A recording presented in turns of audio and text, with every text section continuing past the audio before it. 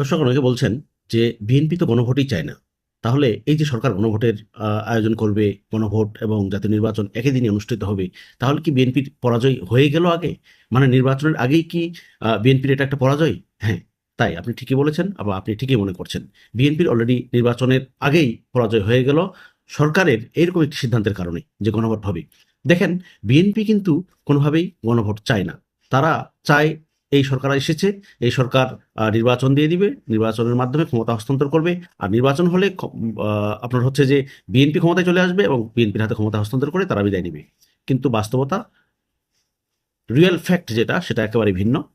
এই সরকার যে কাজটি করেছে, একদিকে বিএনপিকে সন্তুষ্ট করার চেষ্টা করছে, আরেকদিকে বিএনপি বিরোধী যে জোটগুলো আছে, জামাত থেকে শুরু করে ইসলামী দলগুলো, এনসিপি সহ, তাদেরকেও খুশি করার চেষ্টা করেছে। তো ধরেই নেওয়া যায় যে নির্বাচনের আগে বিএনপির একটা পরাজয় হয়ে গেছে।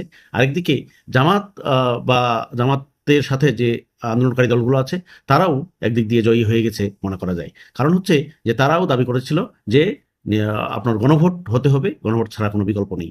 সেই হিসেবে গণভোট তো হচ্ছেই। দর্শক, এ বিষয়ে আপনার কোনো মন্তব্য থাকলে কমেন্টসে জানান। ধন্যবাদ।